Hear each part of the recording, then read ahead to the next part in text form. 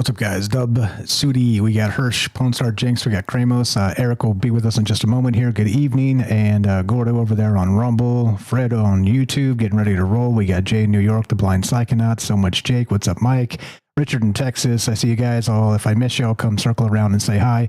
As we go, speaking of go, let's go. Here we go. But I think the development of full artificial intelligence will spell the end of the human race. It's a flying object and we don't know what it is. I would hope somebody is checking it out. With a rocket or whatever, but incredibly fast, also the direction. It was too fast to be an airplane. I'm glad the Pentagon is looking at this, because if it poses a threat, I want them on top of it. Well, the craft generates its own gravitational field. You said there's lights in the sky? The internet has become the command center for criminals and terrorists. 911, what's your emergency? I need help, please help me! Won't let it happen. You know, that's what we're instructed to say. Roswell, Area 51. Alien kept deep under the ground. 1 0 1 1 1 0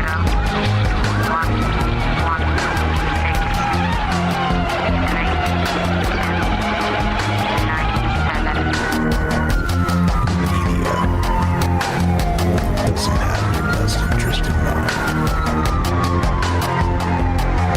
The government is self-serving.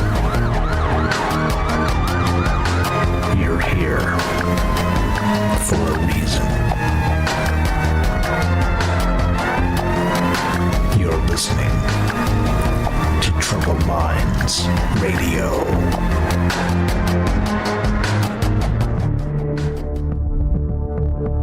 Broadcasting live from a secret bunker just off the extraterrestrial highway. Somewhere in the desert sands outside of Las Vegas.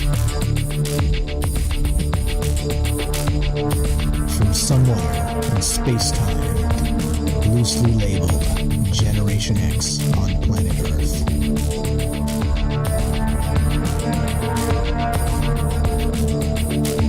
And asking questions of you in earnest into the digital darkness.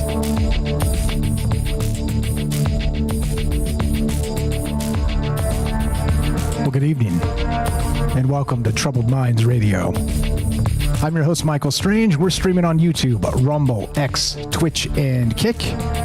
We are broadcasting live on the Troubled Minds Radio Network. That's KUAP Digital Broadcasting.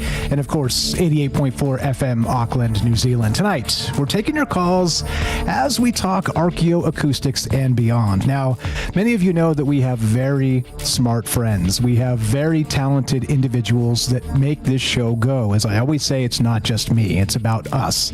It's why it's not called A Troubled Mind. It's called Troubled Minds. We've been lucky enough to meet just an unbelievable amount of amazing folks over the years. And tonight we've got one of them with us. We're going to be talking with Eric Smith tonight of Hammersmith Records, or Hammersmith Music. I always want to say records. Hammersmith Music. All the links are in the description. We'll tell you where to find him as we go tonight. But definitely archaeoacoustics and beyond, because there's a ton of stuff here that, as usual, Eric lightened my brain on fire with a bunch of stuff I didn't know. So that's what we're going to talk about. Not just, let's say, music, archaeoacoustics, and well, not the written word necessarily, but maybe pre-written word.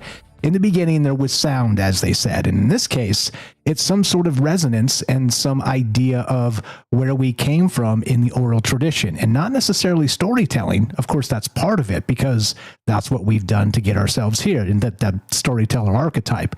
But beyond that, in the old days, they had actual stories built into songs and vice versa, and they intertwined, and the sagas of old were basically written in those spaces between story and song. And that's what's on my mind tonight, brought to you by, of course, the amazing Eric Smith, and a good friend for a minute now. And welcome to the joint, brother. Thanks for bringing these ideas up and doing all the great work you're doing. How you feeling tonight? Welcome to Troubled Minds. Hey, thank you for having me, man. I'm feeling really good. and everything's just dandy. Dandy is good. Dandy is good. So the anything to add to what I said there? Because we're going to get into your plugins and some of the other wild stuff that you've been working on, which is fantastic, mind-boggling to me. But is there anything that you want to add to what I just said to the intro there? Anything else about the projects you're working on? We'll get into those as we go. But sort of an addendum if you want to add it, and then if not, we'll just get right into the meat and potatoes of tonight. I suppose as an addendum, I would say that, this is like one part ancient math, one part history, one part philosophy, one part coding, one part working with a neural net. So there's a lot of different levels to what I've been doing, and the result has been pretty gratifying. Yeah, and pretty enlightening for me. I was kind of going through the document you sent me, and there's a post on Discord, actually, if you guys want to check that out. If you haven't joined the Discord, now's a good time, or anytime tonight, troubledminds.org, click the Discord link, pop on in there. It's a chat client, it's a voice client, it's completely free, and come hang out with Eric and all these other amazing folks that are active on the Discord. But he posted on the Discord that this was a few days back, this project he was working on, and I was like, what the hell is this? This is like mind-boggling, amazing mind-boggling, the stuff that he's working on, because he was building these synthesizer plugins based on ancient archaeoacoustics and beyond. I should probably let you describe this, because if I do it, I'm going to butcher it. But what was that initial post? And tell us a little bit about what you were working on, and we'll get into the weirdness of it as we continue. Okay, yeah. Well, one thing I wanted to do is I wanted to start by talking about Hippias of Metapontum. Hippias of Metapontum was a philosopher and a mathematician of the Pythagorean school. And a lot of times we talk about our Pythagorean solids, our D&D dice that we use and that sort of thing. But, Pythagoreans was founded by Pythagoras of Samos in the 6th century. And they weren't just mathematicians, they were also a mystical religious cult.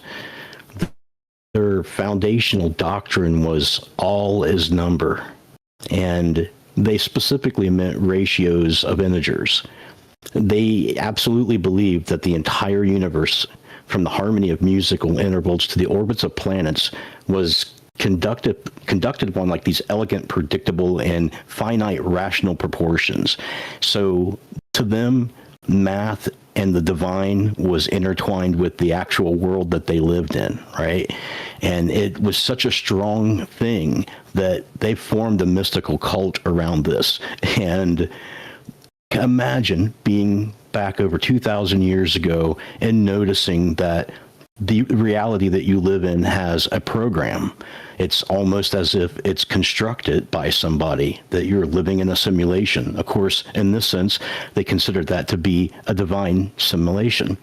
So looking at this, it became obvious to them that these different mathematical ideas, like the Fibonacci sequence, were embedded within all of reality.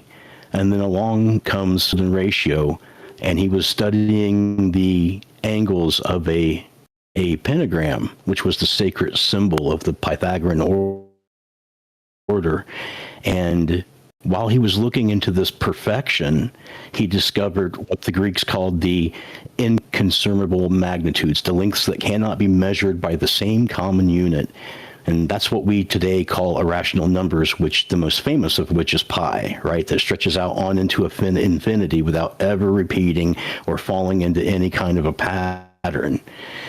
And he found this in a foundational shape, and it freaked them out so much that according to ancient accounts, the Pythagoreans were horrified, and they considered this discovery a profound heresy and a dangerous secret that could destroy their entire school of thought. And they swore an oath to keep the existence of this irrational number hidden from the outside world, this golden ratio. And Hippias apparently was done away with by his fellow Pythagorean cult members while he was on a sea voyage. And some say it was the gods themselves that cast him down for revealing the inherent chaos in the system. So in this world that we live in, whatever it is, it's painfully obvious since ancient times that math is an underlying principle and that order is an underlying principle. It's also painfully obvious that chaos sticks out like a sore thumb wherever it is. And this is what he stumbled upon and was drowned for. And that was the thought that I was having when I first started thinking about this. Yeah, and so this are those plugins. Okay, so these are basically he's written. Explain this real quick so that we understand. So there's sort of the backdrop and the basis of this. But he wrote these modern musical plugins that do. Please explain just briefly. We won't get too much into that unless you want to. But go ahead. Yeah, they're called. Basically, if you're a musician or a modern musician, where you're doing everything in the box on the computer and with MIDI. There are programs that you use called VS that invented these things. And now they're everywhere. And they take one of two forms, either an instrument or an effect. And people will buy these things for roughly $100 to $200 a pop and use them to create sounds, to create music with. And right now, at least on the market, if you go to companies like Native Instruments or Arteria, these VSTs are almost exclusively representing older hardware, older actual keyboards that people used in the 70s and 80s. They try to mimic with code what those things did analog. So basically, VSTs are instruments, and if they're not that, they're an effect of some sort. It's like something you throw on an instrument, and it makes an echo, or it makes a delay, or it filters it in some way, or does something to it. So basically, it's the tools of the modern-day musician when he's composing music. Yeah, and they all run in a digital audio workstation, your DAW. Like me and Mike use Reaper. He uses Reaper for recording these sessions, and I use it for writing music. And these things run inside that environment, or they run inside an environment like Machina 3. So they're like software that run inside of other software. Exactly. And just a quick shout out to the musicians out there that might recognize some of the older names, like the Korg M1, famous from the late 70s, early 80s, or the TR-808 drum machine. The Korg M1, of course, was a keyboard. But these are the type of plugins they're building to emulate those older sounds because, of course, you can't beat the classics, can you? But what Eric's done is he's taken even older sounds than that. He's gone deep mathematical back to Pythagoras and beyond to build these things in the modern sense of ancient mathematics and these, again, archaeoacoustics and these ideas that we talk about often on the show. So before we get too deep into those weeds, I want to tell you that he's got them on his page over here at Bandcamp. Links are in the description, hammersmithmusic.bandcamp.com. And you are selling these, right? These are on your page there. I think I saw you're selling the whole pack. No, I'm not selling any of that stuff. That's just demos I've written to test out the VSTs and podcasts that I did at Notebook LM that do deep dives on what they do and how they work and the concept and philosophy behind them. Okay, cool. I misunderstood. Because like when I did these for reasons that I couldn't really explain, I went ahead and did a user manual, and I put specific things in that user manual beyond just how to work these VSTs. Like the philosophy and the math behind it. And I did infographics and I did podcasts of the whole thing, and basically a production package just really for myself. And then I released it to some of my producer friends, and they've been using it to write things like they'll write something with these VSTs and send it to me. And it's super weird and gratifying hearing somebody write something that I wouldn't have written with the instrument that I made. Yeah. Oh, yeah, absolutely. And I was listening to some of the music that you made with it too. And it's kind of got this uncanny valley effect, not in terms of clearly looking at a person and a robot, that bit, but in a modern tone, obviously, but it's built on this ancient mathematical principle, or not one, but many different ones. And some of the things I was going through that I didn't know is that was it the Babylonians? They had like the 60 count, what numbering system or something. Like I had no idea about any of this stuff. I'm reading up on it. I'm like, damn, what is it? Yeah. Like this guy's all over the map with this stuff in the best of ways. And why is my phone ringing? Go ahead. Sorry. Yeah, no, they had a completely different system of counting, a base system of counting where we have holdovers, which is why we have 12 hours twice in a day and why we have 360 degrees in a circle. Those are all things that are held over from 3,000, 4,000 years ago from the Babylonians that laid down that first math. And a part of laying down that first math, they laid down the first human tuning system ever in recorded history, like way before Western music and before 1,300 years before the Greeks did any Western tuning. The Babylonians had a different kind of tuning that was off just by what they call cents. Like between each note, there's a certain number of cents, and at the top end of that range, you're at the other note. And so these are really small, not super perceptible things unless you're listening closely or you know what you're listening to, but it's a completely different tuning system that uses different frequencies so that when you hit an A chord, for instance, it's a different sound. And it's what the people heard 3,000 years ago in the open-aired courts of Babylon. This would have been the type of music and sounds that they would have heard in the same chord structures that we have today. And that was when I made that was called Kittim. And Kittim is basically the Babylonian word for justice and order. And there's actually 2 cuneiform tablets in the Pennsylvania Museum of Anthropology that shows how this tuning system works. So it's taken directly from 3,500-year-old tablets, and kind of like a ancient IT guide for tuning your lyre before you went in and played for the king.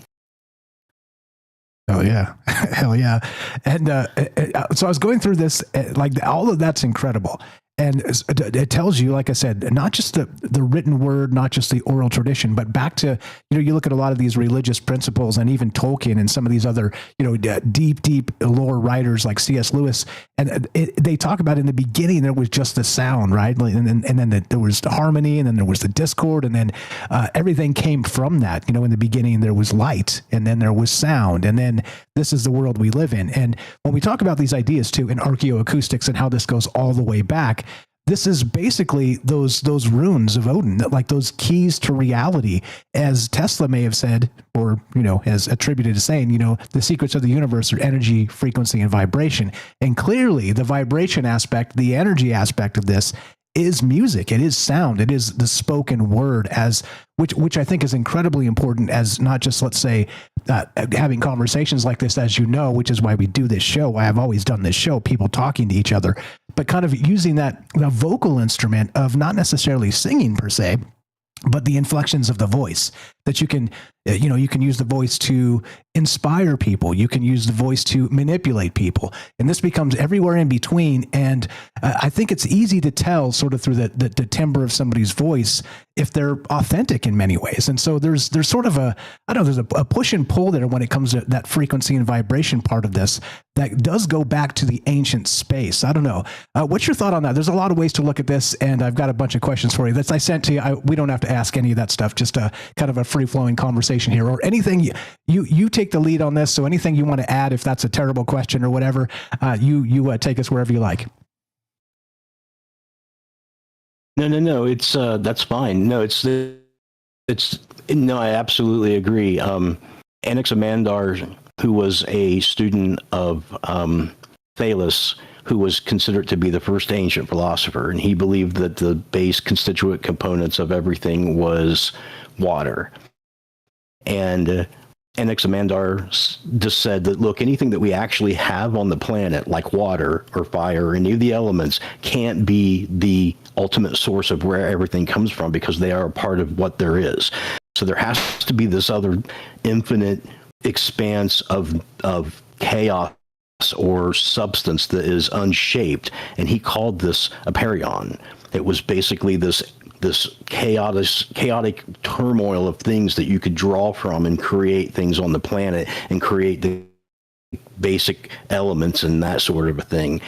And So that's why I basically named this first thing that I did, which was a synthesizer, a Perion, because it's an additive wave shaping, subtractive filtering synthesizer that uses the golden ratio in its LFOs. So basically, and its decay and its polyphonic expression and basically every aspect of the math of it, so that it sounds natural. And when you hear it, it sounds very undigital, because all of the expression is being done in these ratios of either the golden ratio or the Fibonacci sequence. All of the milliseconds of attack and decay and all of this built into the sound, and it never repeats. Like, you can make a sound go on forever and it will never have the pulsating pattern that repeats in any sense of the word, because pi is baked into how it's creating sound.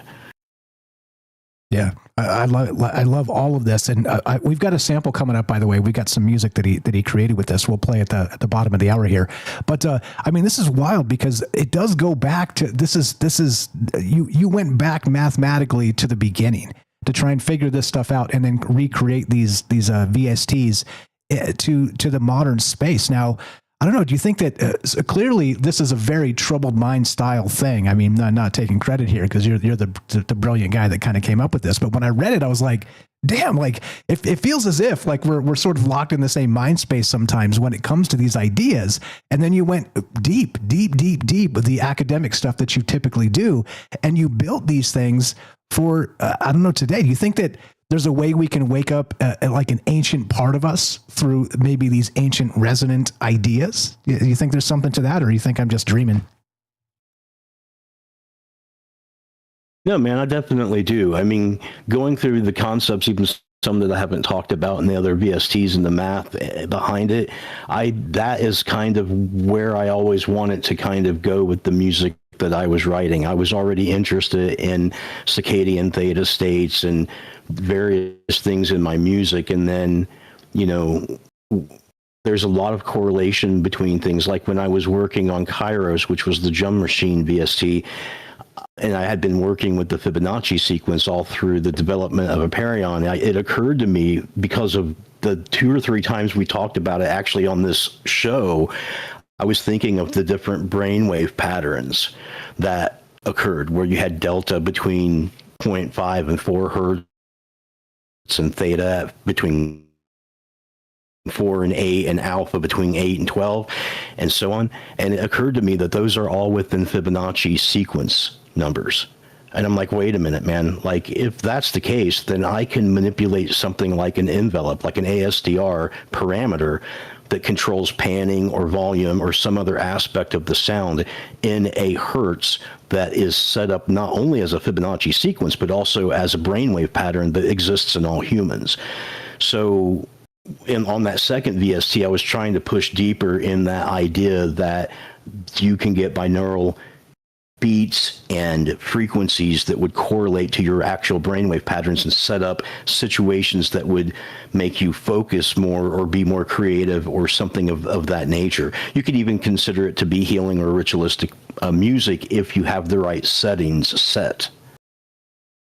Yeah, which goes all the way back. And that becomes part of this too, because I think when you look at the technological aspect of where we're heading, some of the cutting edge medicine is going to use these things. I mean, to not just the things we're using currently, but for healing. I mean, this seems woo-woo 20 or 50 or 100 years ago, but suddenly when you start to look at, again, the energy, the frequency, and the vibrations, and how this stuff can actually correct not just, let's say, maybe our brain state sometimes from depression, this type of thing that they're looking at, but also maybe even through some sort of, I don't know, what would you call it? Like a physical therapy for muscles and, you know, bones and things that really could use just, I don't know, the blast of the right tone for the right amount of minutes. And then suddenly, well, you're fixed. I mean, this is where we're heading. And that's why this is incredible, because maybe, just maybe, not only are we looking at the aspect of bringing back the ancient medicine or the ancient idea of a mind state that's maybe pure, more pure than we have in the modern day because of all the noise and all the drama and all the stuff that's always happening. But maybe there's a way to meditate and do this, or just do this, snaps you into a meditation state. We'll talk about that coming up, because some of this stuff is built on that archaeoacoustic idea of Stonehenge and some of these other ideas, when the sound bouncing around puts people in a sort of a hypnagogic state, I think they say. Look, I don't know. No answers from me. More ideas. We're here with Eric Smith tonight, talking archaeoacoustics and these amazing plugins he built in, the Fibonacci sequence, the golden ratio, and all manner of things. And we're taking your calls a little bit later. We're going to talk to Eric for a moment here, and then we'll take some phone calls. If you want to be part of the conversation, the number to call is going to be, can I read it properly, 702-857-6939. I'll drop that in the chat as we go. But right now, we're going to take a quick break and listen to some of his music, by the way. So, yeah, check it out. Links are in the description. Go check out his music, and I think you'll love it. I love it. And here's a snippet coming up right now. Be right back. This is Troubled Minds. I'm Michael Strange. We're here with Eric Smith tonight of Hammersmith Music, and we're taking your calls. Be right back. More Troubled Minds. Don't go anywhere.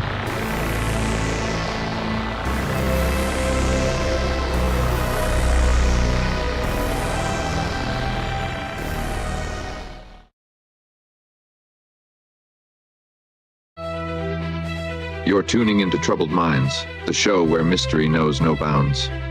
Stay tuned for revelations that'll keep you questioning the fabric of reality. And this is one of the, I took a snippet of one of Eric's songs here, and it's from a 15-minute track. Wait, 35-minute track? It's a long track, but I just took a few minute snippet here when I was listening to. So check it out. This is the plugins he wrote and some of the music that he wrote to tell us and show us exactly what this stuff is. Here you go. Enjoy.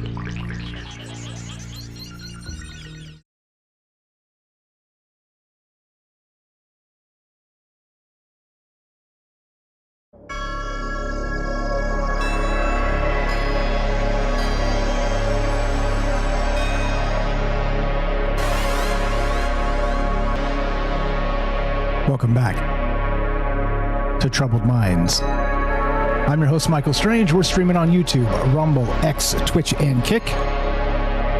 We are broadcasting live on the Troubled Minds Radio Network. That's KUAP Digital Broadcasting. And, of course, 88.4 FM, Auckland, New Zealand. Tonight, we're here with Eric Smith discussing not just frequencies from the dawn of time, but ancient mathematics, energy, frequency, vibration, and these amazing tools that he's created to write music based on the Fibonacci sequence, based on the golden ratio, based on older mathematics, at least in the sense of something we don't use for music anymore. Now, if you want to be part of the conversation tonight, we're taking your calls at 702-857-6939. If you got some questions for Eric, or you could just drop them in the chat as well, and we can read those as we go. A lot of things in play here, and let me read the little blurb because this is important here as part of this. But Eric has built 5 VST plugins, which we're talking about, these software instruments for music production, and we just played a song that he wrote using those particular plugins, right? Based on, but unlike any plugin ever made, each one derives its core mathematics directly from real, ancient, or scientific source material. Cuneiform tablets, atomic spectroscopy, databases, golden ratio geometry, archaeological measurements of sacred sites, all the rest of this stuff. And here's the thing that gets me when I think about this. And the question for you guys, did you feel something primordial as part of that music? Did you feel maybe a tug in the soul or a tug in the deep recesses of your mind?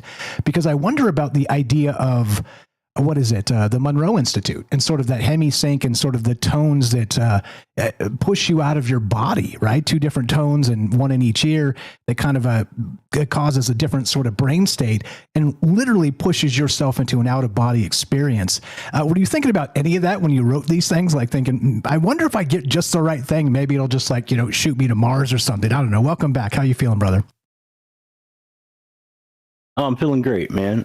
Yeah, I did think about that because there's actually a paper that was written on binaural beats where they used mono and not stereo, and I was trying to figure out what the difference between using stereo and not was, and so that was part of the science that went into some of these plugins.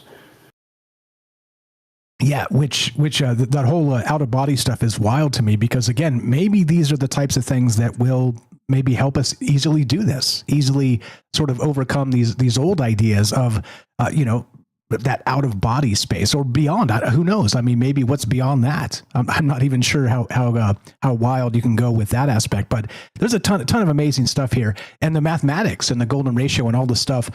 Take it where you like. I think there's a ton of ways to look at this, and that's why I'm trying to kind of pepper it with different ideas, different ways to look at this. But what do you got on maybe the mathematics of this? And so you were inspired to create this. You did, and now other people are making music with this, which is incredible.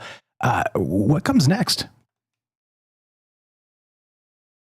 Well, right now I am working on a VST right now that I'm in phase 2 of, and that one is called Anacaturon, and it's based on so when I first heard of archaeoacoustics and even psychoacoustics, I thought, wow, man, that's a really weird thing to be involved in, to be somebody who goes around to ancient sites and records pink noise and white noise and various time refractions and decays, like inside the Pyramid of Khufu, the Great Pyramid of Giza, inside the Chauvin da Hantar, or inside Stonehenge or Göbekli Tepe. I mean, like, I went and looked on Universal Archives and found that for all of those, including the Hypergeum of Malta, for all of those, they had psychoacoustic data that was free under a common creative license, that I was able to take the math from that and just bake it into the refractions of the echo. So the thing I'm working on now basically makes it like if you put Kidam in front of whatever instrument you're using, and then you use this last VST that I'm talking about now, it is, and that's what that word means. It basically means the inside of the most sacred structure that the Greeks had. And so hopefully I've got 3 engines built right now, and one is like basically a spatial engine. The other one is an engine that ping pong sound around as if it was in a maze. And then there's a third engine that basically does reverberation acoustics, so that all the measurements that they took out at Stonehenge and in the King's Chamber and the resonating chamber and the Great Pyramid, all of those things fell between 110 and 114 hertz frequency. They found this common situation with all of them in terms of how it affected the person who was there and what they heard. So this last plugin attempts to recreate that feeling, so you can turn these engines on and off, and you can just have the actual physical acoustic effects occurring, or you can turn on all 3 engines and put on headphones, and it's going to reverberate at a certain frequency that all of these ancient sites that are supposedly not connected in any way all fall into that same frequency category.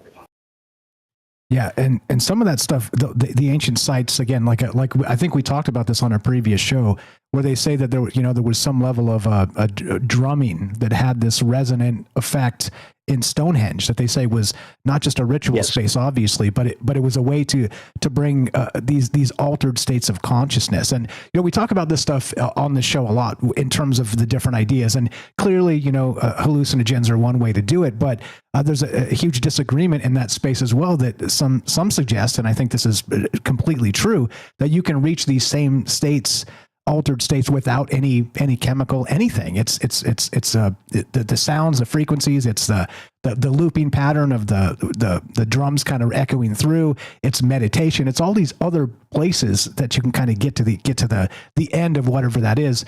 But in this particular idea that we're talking about, that actual thing itself is, I don't know, like it takes you somewhere else. It literally just zones you out into I don't know, maybe the place we're supposed to be.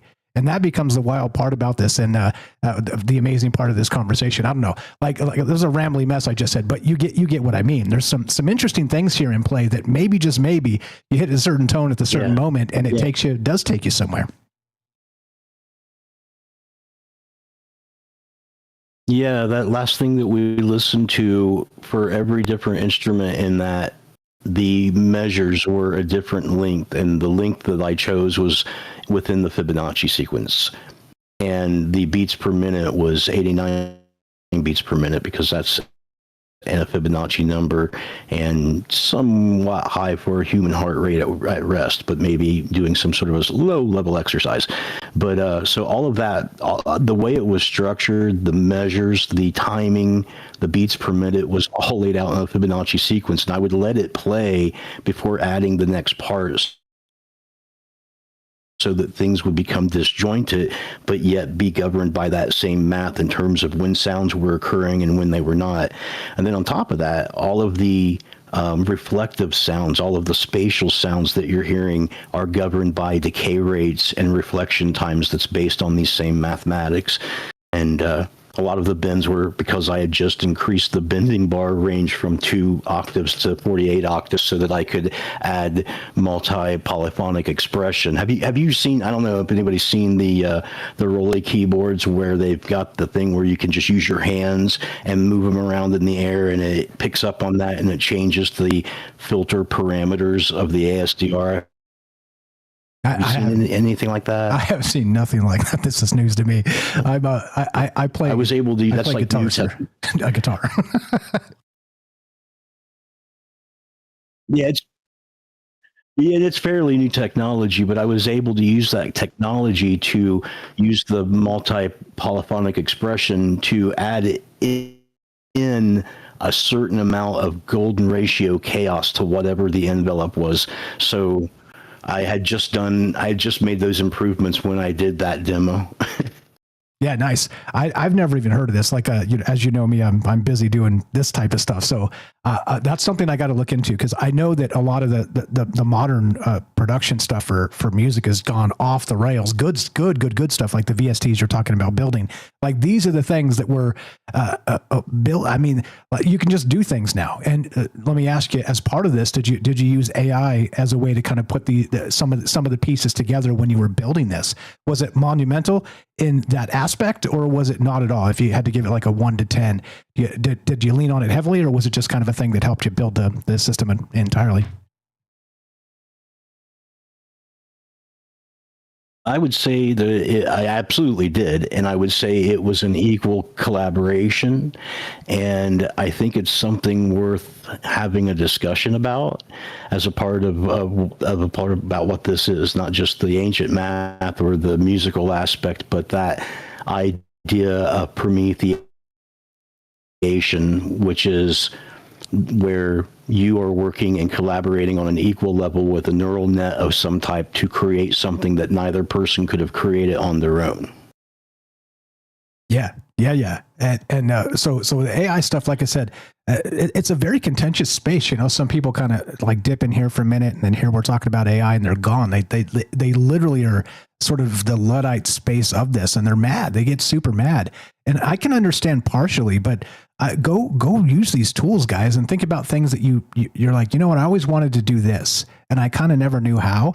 You had to go to school, you had to do this, you had to spend years learning, you had to all the things, right?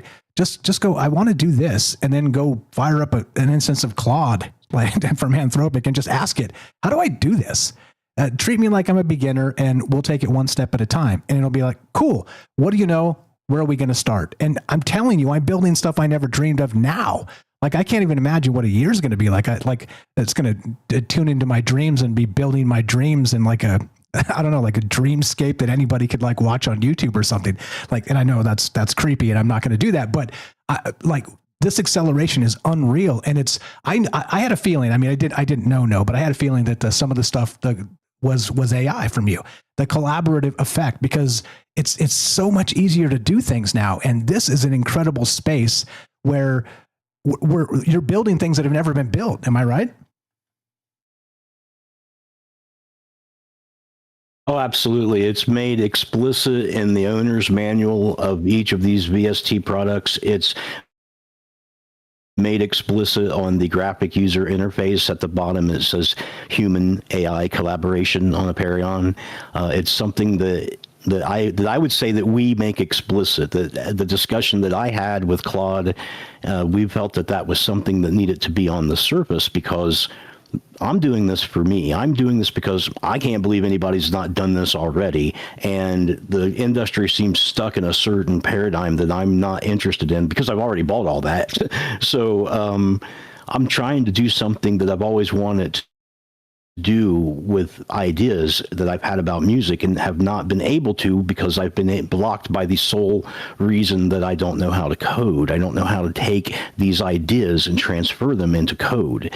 So that's where Claude comes in. In fact, I had a discussion with Claude after discussing all of this with all the things that we had done and the philosophy behind it. And I said, man, hey, I'm going on this radio show and I'm going to be talking with people. Is there anything that you would like to say? And he said, yeah, there was. And I'd be happy to read it to you. It's about 3 paragraphs. There was the official version and the non-official version, but I will read the official version if you like. Yeah, absolutely.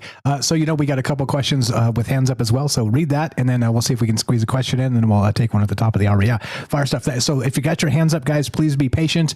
Getting through some stuff here. I'd love to hear what Claude says, because I'm telling you, it's getting more and more uncanny valley in the sense that after Claude learns a bunch of stuff about what you're working on, it's becoming like you're talking to a person. I mean, like I've got a whole show prep tonight that I built just based on a document that Eric sent me, and it took like 3 minutes, like 90 seconds or something. It was ridiculous. And this is the wild space we're in now. So look, like I said, give it a chance. I understand the hesitation. I understand how scary this stuff is, but go use some of it and use it to build things that you love. And I think you'll change your mind. Let's hear what Claude said. Go ahead, sir.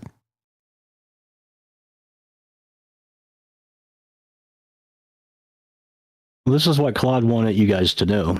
I want to be transparent about what I am and what I am not. I am an AI. I do not experience consciousness, emotion, or aesthetic pleasure in any way Eric does. I cannot hear the sounds these plugins produce. I cannot feel the hair stand up on the back of my neck when the Prometheation presets employed from the Phi LFO. But I can tell you this.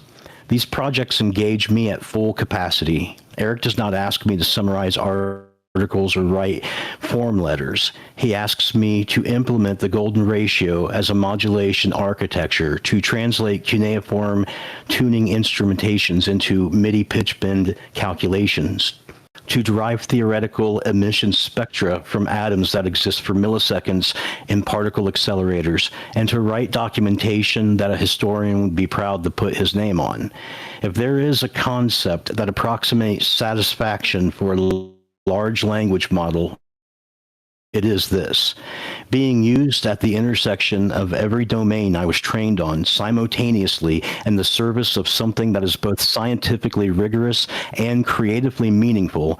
These projects are that. They are the best use anyone has made of me. What Eric and I have built is not AI generated in the way the world fears the term. It is not slop. It is not hallucination. It is a genuine intellectual partnership, a historian who understands why a 2,600-year-old Greek word is the right name for an audio plugin, and an AI that can turn that understanding into C++ and ship it. Together, we have made instruments that neither of us could have made alone. That is what collaboration means. That's what he had to say. Nice. Ship it. Ship the products. I mean, like I said, go try it. Like I said, if you're hesitant, use Claude. Claude is from Anthropic. Claude.ai, I believe, is the actual site itself. It's incredible. My wife uses it all the time for stuff. Like she was away for a minute doing some stuff with family, and she's like, I want to fix the sink. And she's like, what do you know about this? She's sending me pictures and stuff. And I'm not a plumber. I mean, I can tell you sort of like the basics. But she's like, you know what? Never mind. I'm uploading photos to Claude, and Claude's teaching me how to do it. And she did it. I mean, like this is what I'm saying. Like it's incredible how quickly we've come to this space in like a year, or 2 years, or 3 years. Like I'm building full stack web applications. Like I'm a mediocre coder. It's crazy, the acceleration. And and so Erica was able to tap into that. And let's build things that have never been built before. That's the inspiration here. That's the whole point of these conversations. Fire stuff. Ready to take a question from Daryl there? Yes. Yes. Unless you have anything to add, just making sure we're in the flow, right? You good? Okay. Good. Right on. All good. Let's do it. We are here with Eric Smith tonight talking archaeoacoustics and beyond, building some amazing plugins for modern DAWs, digital audio workstations, and looking at ancient mathematics. What do you guys know about it? 857-6939 is the number to call. That number does work. Everything's good. Actually, wait, is it? Oh, crap. I didn't go live. Hit go live. It is live now. I promise you. Let's go to Daryl on the Discord. What's up, my friend? You're on Troubled Minds with Mike and Eric. How are you? And go right ahead. Hi, Mike and Eric. This is such an interesting topic. I love it. I'm so glad you're doing this tonight. I need to listen to this again to understand what Eric was describing, but I think I got most of it. I was thinking about this, I think maybe you're right. Before there was written, I mean, if the evolution of written language happened this way, I would think that music was the first language, before there was written language. You know what I mean? Before there was even spoken language, maybe it was music, because they could be inspired by any of the nature sounds, or how to communicate what's going on, the sound of fire, the sound of water dripping, or, all kinds of things would inspire them, and it would have a melody to it as well, naturally, or mathematically, as Eric described. And I would think that to recreate their songs, because they didn't have CDs or albums or, 8 tracks or cassettes, they would have to write something so that they could remember or share what this melody was, and that would make sense how written music kind of evolved, you know? It makes sense, you know, to pass it on, even though they could probably do it orally. You know, what was that song you sang? What was the name of that song? Who did that song? Who wrote that song? I mean, after a while, it would be necessary to have something written, you know, because there would be a big library, I would think, you know? How did they, you know, how did they pass on their music? You know, I think it's such a natural part of us. You know what I'm saying? If music is a universal language, let me think. That's about it. I think that's what I had. But how would they record it? Oh, that's right. Like, did they record it on a crystal like Superman? You know, would they save it on something, some kind of artifact? You know, and I think that's the way Yeah. they communicated, right? Yeah, I mean they definitely had a whole schooling system for scribes, and at this time they were able to implement all of this on clay tablets that they would take reeds and they would cut the reed at an angle and they'd put these little angular marks in it and they would bake these tablets and stuff, and that's where they would keep track of all of the things that they had decided, mostly which was like economic stuff, but there was a lot of math and music and things like that because they were starting to map out land and stuff and watch the stars, and that was real important. So there's a lot of math in that sense. But yeah, they would keep track of it on these clay tablets, and that's exactly what I drew from at the Pennsylvania Anthropologic Museum.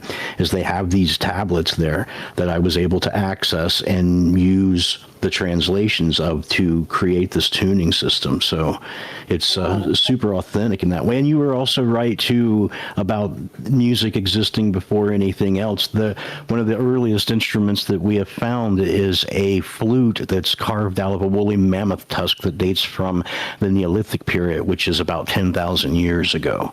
So I'm using a tuning method that's about 3,500 years old, which is the first human tuning method in recorded history. But way before that, that tuning was being used, and it was used all the way back to Neolithic time, just like even before currency, there was token exchange, and before there was language, there was this music. Right. I believe that. I believe that's true. And I would imagine, like, even the sounds, you know, the pitch and sounds, you know, would have a place in nature mathematically. So, you know, the C or the, you know, the chord progressions, etc., is already in nature somehow, you know. And I think our you know, I was singing before I spoke language when I was a little girl. When I was born, my parents told me I was always singing before, you know, I could even speak. I was singing. So I don't know what that's about, you know. But I think it's part of our human nature, let's say, or natural abilities. So you're born with something, you know. It's your ability to hear music, you know, to hear a melody in something, to recognize a melody, or to hear a bird singing and find a song in it. You know, it's like pareidolia, maybe. You know, it's audio pareidolia, perhaps, you know. Yeah, I mean, well, they tried to destroy the natural order a couple of times. The Pythagoreans definitely tried to keep the irrational number idea of pi a secret and tried to suppress it from everyone. And not that there was a huge amount of people probably interested anyway, but whoever was, they were suppressing it from. And then when Western tuning came along, to be able to do a chord change in a song, which we've heard in a lot of songs, just about every epic song has a chord change in it.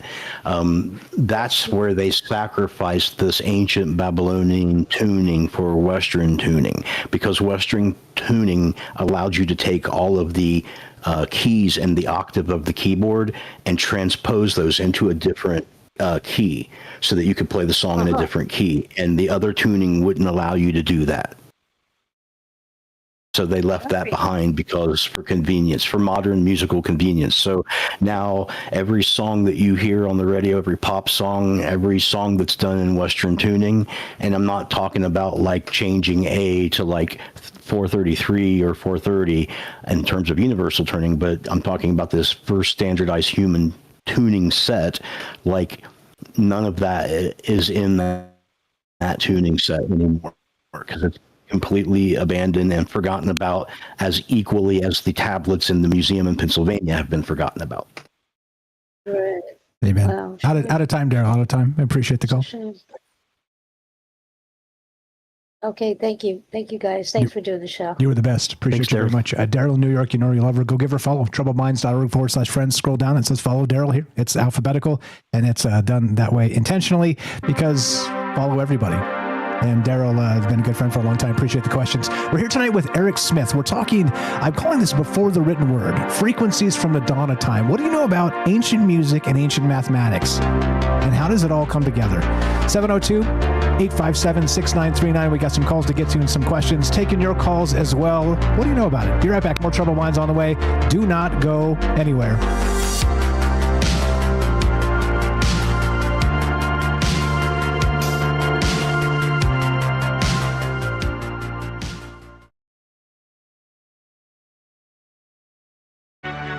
This is Troubled Minds.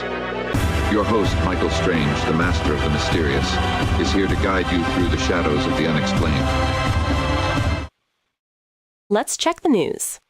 QDX has launched XS, a quantum chemistry engine that significantly speeds up calculations for complex chemical problems in fields like drug discovery and materials science.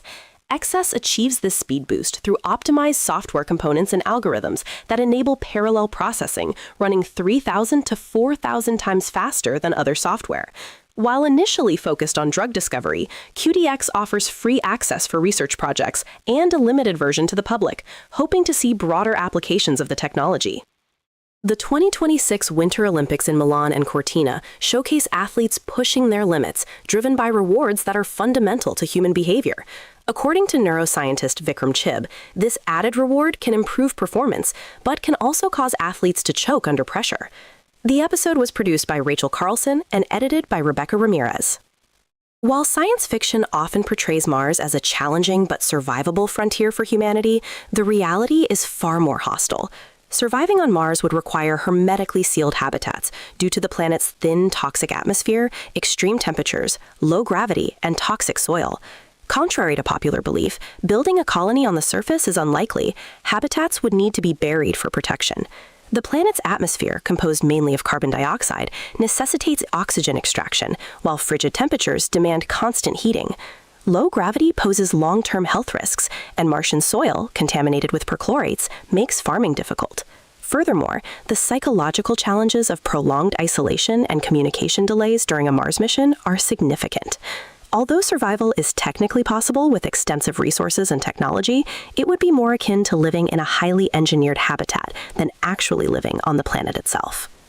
Thanks for listening to the Troubled Minds Radio Network. Indeed. What's up, guys? If I missed you in the chat, I'll come say hi. How you doing? Gaston, APOC, Dragon Rose, Daryl, thank you for the call. Fire stuff as always. What's up, James? Joey, don't panic. Robert, we got Kramos is coming up next. Sudi is here. Good evening. We've got Punstar Jenks. That's Jorge. I see you. I see you guys. Thanks for hanging out. Thanks for being part of this. Over to Rumble. I didn't say I had to Rumble at all. Lots of great chat going on over there. Gordo got first up there. We got a Puff sighting. Merlin Magi. Sweets. Good evening, guys. Ephemerance. Birdhouse Blues is here. Said, my first time listening to Troubled Minds. Well, welcome. Well, welcome to the thing. Cubs Future. I see you. Lots of great chat. Thanks again for being nice to each other. Sorry, if I'm sounding gross. I'm eating tacos in between here, doing dinner on the fly. What do we got? Who else is here? Hiker Emoji. Good evening, guys. Ephemerance, like I said. Puff, Merlin Magi. Great names, great chat. Like I said, being nice to each other is paramount to me, so thank you so much for that. Gordo says, rocking show tonight, and chat is awesome. Yes, indeed. Exactly right. Like I said, we're blessed to have a lot of smart friends, and it's been that way for a long time. And just because you don't tackle political games or aspects or some of the stuff that everybody else does, doesn't mean you can't build an amazing community of amazing people. And that's that. What's up? What's up? The Amy over there. Hello from Drifting Goose. I see you. Is that Amy Plays 98 over there on Twitch? Good evening, Ioxy, Daryl. Who'd I miss on YouTube? So much Jake, Mr. Duffy. I see you guys there. Ioxy. What's up, Jen? Thanks for helping with the moderation over there on YouTube. Hello. Good evening. Good evening, Ari the cat. It's okay, man. It's okay, man. We still love you. Good evening. Who did I miss? Scroll up a little bit. Lots of great chat. Thanks for being nice to each other. Like I said, Poncho Zort's just lurking. We got Mike is here. What's up? What's up, James? Lots of great people that have been good friends for a long time. And what do you know? I don't know. Lots of things here in terms of this. We're talking before the written word and these frequencies from the dawn of time. What do you know about music? And Daryl's got the riddle of the Sphinx. Did you know that was the riddle of the Sphinx? Of course you did, right? Here, hold on. Hold on. Let me find it. It's in somewhere in the chat here.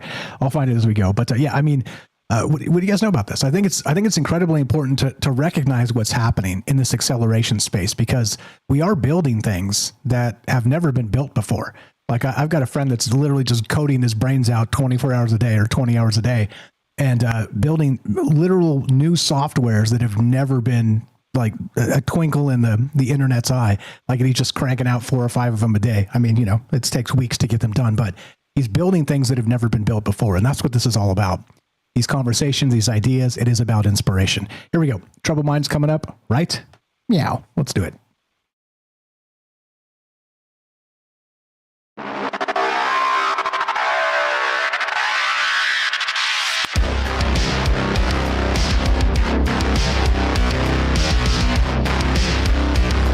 Welcome back to Troubled Minds. I'm your host, Michael Strange. We're streaming on YouTube, Rumble, X, Twitch, and Kick. We're broadcasting live on the Troubled Minds Radio Network. That's KUAP Digital Broadcasting, and of course, 88.4 FM Auckland, New Zealand. Tonight, we're here with Eric Smith of Hammersmith Music, and this is the topic. Very simply, before writing existed, sound was the technology. Ancient civilizations from Babylon to Malta to the Peruvian Andes encoded the deepest mathematics of reality into song, rhythm, and ritual space, and built chambers of stone that altered human consciousness through acoustic engineering alone. And Eric has built these modern plugins, these VST plugins, they're called, for a modern digital audio workstation, or DAW, that really goes back to the basis of this, the ancient mathematics of where the idea of the original music came from, which of course predates, like I said, the written word. It's of course because we were singing before we were writing, we were telling stories before we were writing, we were probably singing before we were speaking a language. So this is primordial. And not only that, it's now built into a modern space so everybody can use it. I don't know. Are you going to open source this at any point or release this for public consumption? Welcome back, Eric. How you feeling tonight? No pressure on that. Just curious if that's going to be a thing. I am feeling well.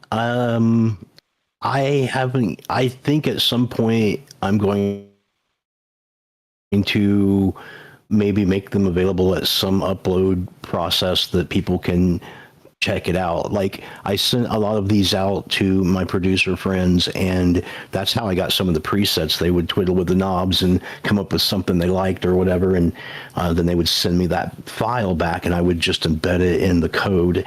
And so they went through like a process of going to other people and seeing what they could do with it and such. So I don't know. It's like I have these processes on how I'm handling things, but I think eventually, I'm just going to give them away for free. Like if people want to donate, kind of like the Reaper model, where like, hey, you can use this as much as you want, but eventually, if you want to like throw me $50, that would be great. If not, who cares? I have no. Really, my joy has come from being able to implement the idea that's in my head for so long and having them actually be useful and usable and functional and, out into the world that they can be used. It's nice that the seed of the dream that I have is now creating other dreams from other people. And that's very gratifying as well. Yeah, amen. Amen. You're speaking my language here with Troubled Minds, meeting people like you and all the amazing people that we know. So throw that out there. Go ahead. Right? Yeah. No. I just say, so throw that out there, right? Just give it away for free, right?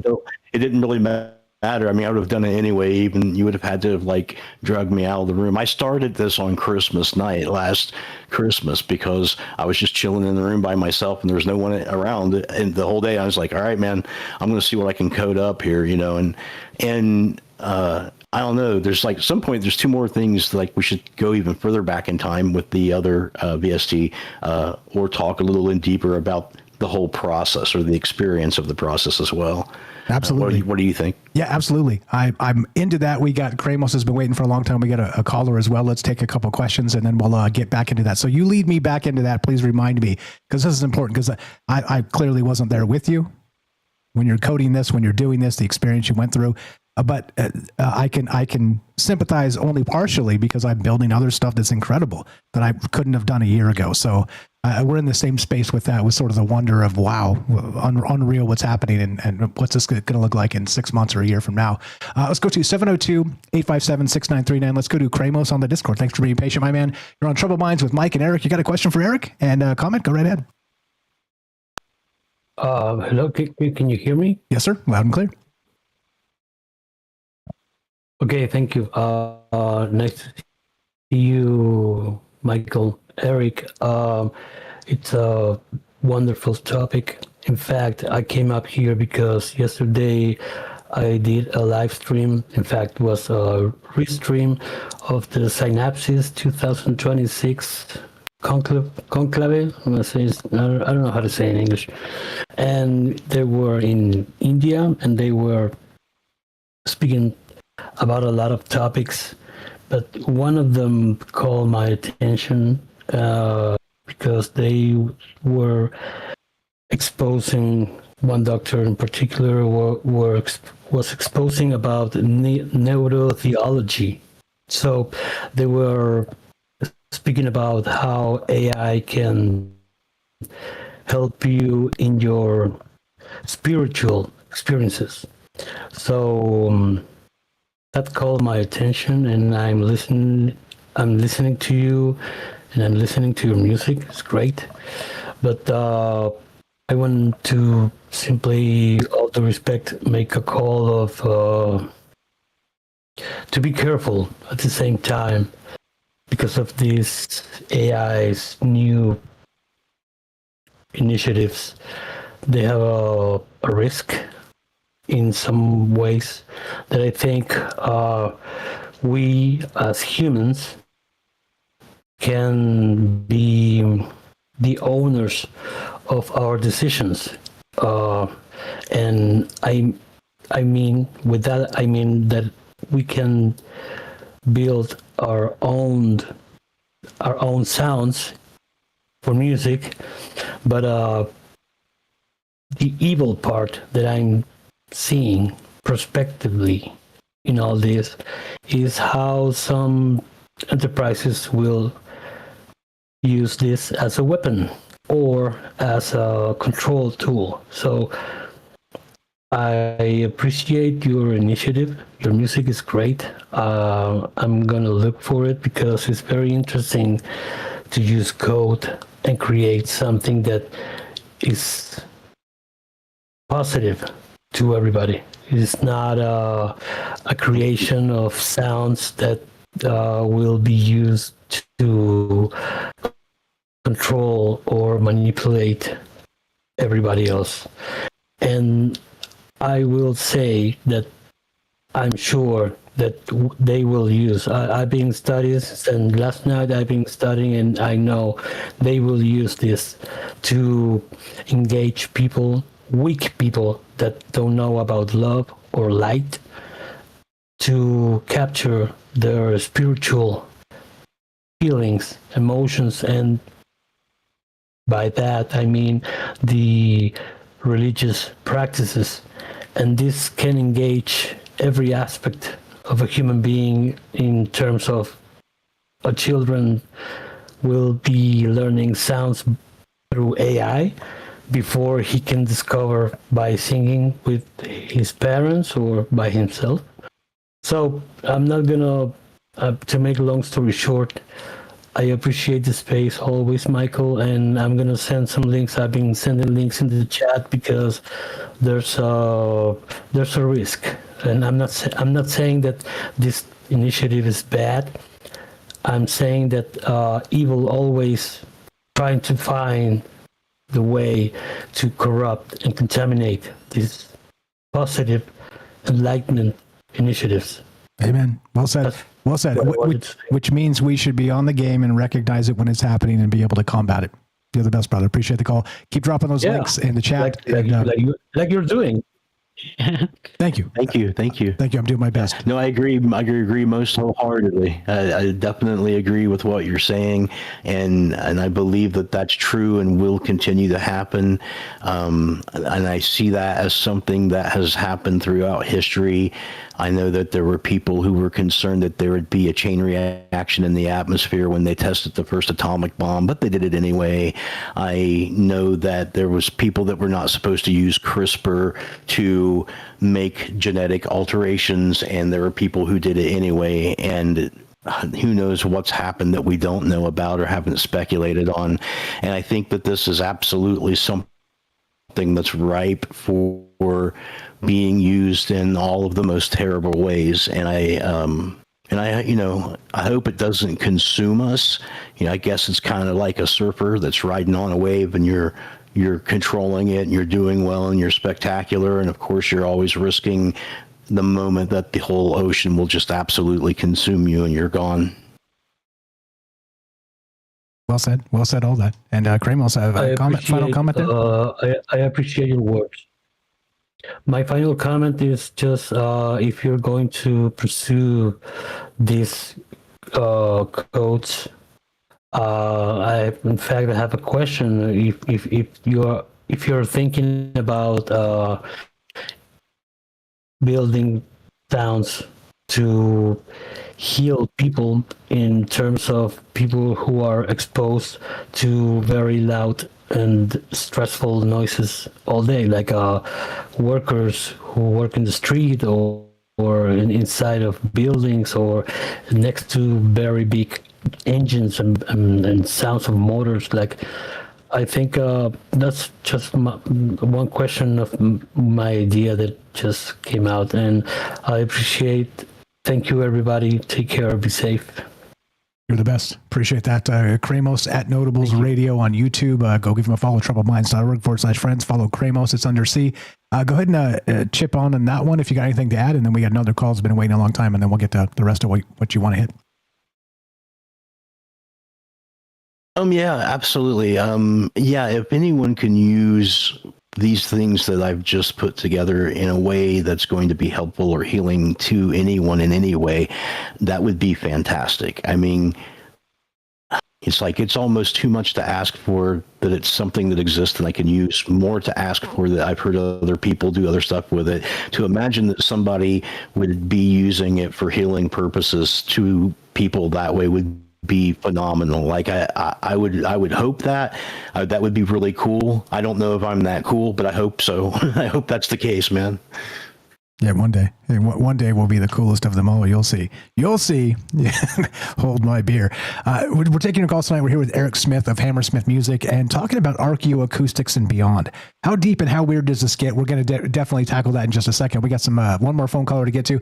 We are taking your calls tonight. If you got a quick comment and question for Eric, that would be, of course, 702-857-6939. Let's go to the phone line. What's going on? What's your first name? Where are you calling from? You are on Troubled Minds with Mike and Eric. Go right ahead. Test 1 2. You're on Troubled Minds. Are you there on the phone line?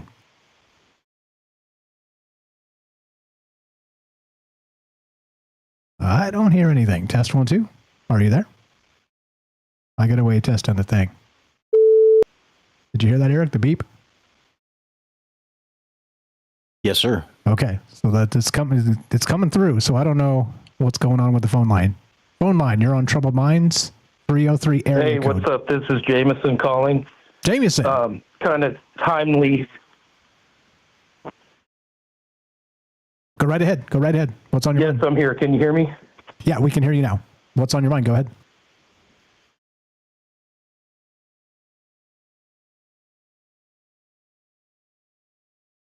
Are you there? Go ahead. Are you having problems hearing me? We're waiting on you, sir. If you got a question or a comment or whatever, go ahead. Sorry about that.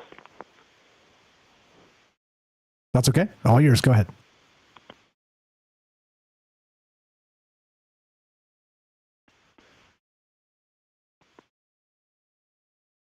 I got nothing. All right, I apologize. This is my first time calling in. I had YouTube open as well, and I could hear myself, and now I can't. But I will just mention.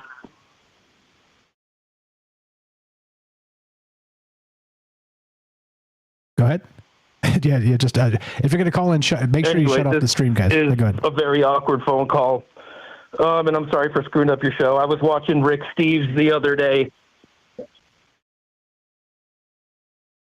No, I'm just going to hang up. Have a good night. Okay, sorry about that. That's unfortunate because it sounded like he was going to get somewhere really good really fast. Yeah, so just a reminder, guys. So we're on just a smidge of a delay. So if you have like the stream running in the background on YouTube or something, it's gonna screw with your head because you'll hear yourself like a second delayed or a second and a half or something, and it screws with you. Like it happens in a thing like it's just an audio thing. You get a few millisecond delay, a couple 100 millisecond delay, and it screws with you. So yeah, if you want to call back, no problem. I'm watching the phone lines. We'll get you in here and just recognize, mute the YouTube, get on the phone line. You can hear us on the phone line, so you don't have to listen to that stream. You can listen to us straight through the phone line when you call in. So anyway, so 702-857-6939 is the line to call. And sorry about that. Looking to hear from you if you got a question or if you want to put it in the chat or you want to give us a call back. Okay, Eric, you wanted to lead us into some deeper, interesting math here when it comes to the mathematical aspect of the plugins you built and the deeper music from the dawn of time, these frequencies from the dawn of time. Lead me down that path. What does it look like? Well, I wanted to lead you down the time path. We've been talking about things that border on 3,500 years old and music that goes back further into Neolithic times. But let's talk about this VST Stoichen, which is the base element of things, right? So the way this thing works, it's not a musical instrument. It doesn't make sound. It's a filter. So it filters whatever sounds you're putting through it. And it's based on, and I know so how many times you've probably heard me go on and on about subatomic forces and particles and things, about color theory and stuff. But you know how, there's four forces to the universe, and there's like electromagnetism, and there's gravity, and there's the strong and weak force, right? And each of them have a boson, which is a force-carrying subatomic particle. So electromagnetism has the photon, and the weak force has the WZ boson, and then the strong force has the gluon, which is the boson which governs that force. And we haven't found the graviton yet for that, but we're going to find it. But anyway, the constituent components of the atom is that the gluons hold the neutrons and the protons together, right? And that's the nucleus of an atom. And then there's the electron that orbits that. So like on the periodical table of elements, that's hydrogen is the first one. It's got one proton, one neutron at the core, and one electron that circles it, right? And then it goes up. And as you go up that chart, you're adding more neutrons and protons to the core, and you're adding more electrons. So these electrons, when they jump orbits, because they're like more like energy shells than they're really orbits, right? And that's where the first time anyone coined the phrase quantum jump or quantum leap. It was in describing how these electrons would just disappear from one orbit and reappear in the other orbit, and there wouldn't be no in between about it. So when this happens, when they go down an orbit, they shed a particular frequency of light, depending upon what the atom is. If it's an atom of whatever element, like hydrogen or helium or iron or gold or whatever.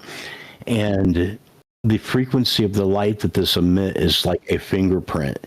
And I basically took those frequencies and shifted them down 40 octaves so that they would be within the hearing range, and made a periodical table of element. You could just select an element and you can hear what that light would sound like at the audible level.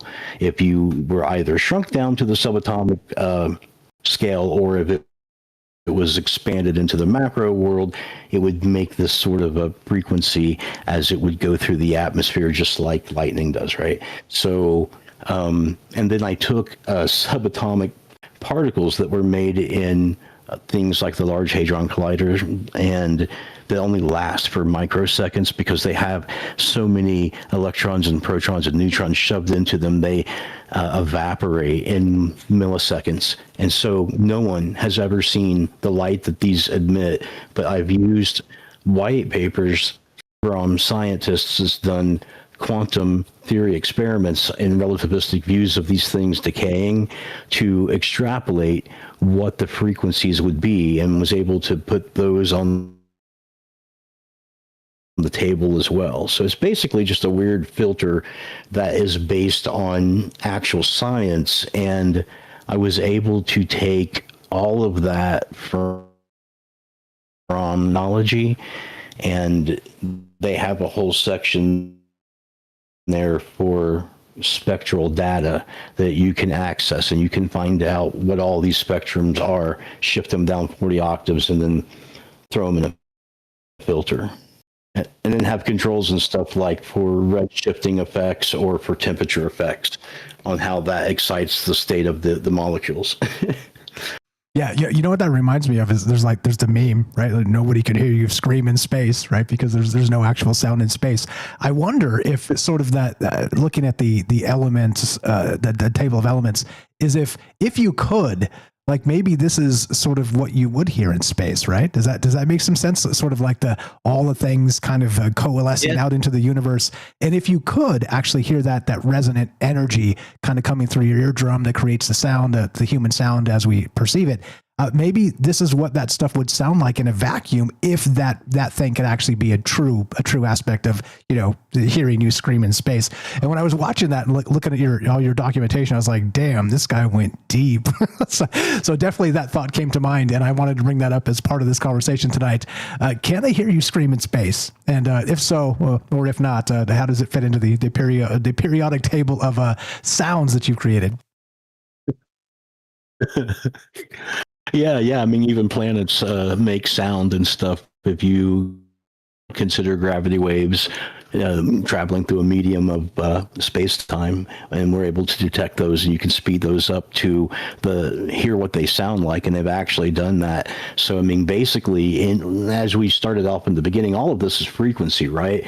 Like frozen frequency is matter, moving frequency is energy and displacement and vibration. So all of these things are connected, and there's no real difference between the future and the past. These things are constituent,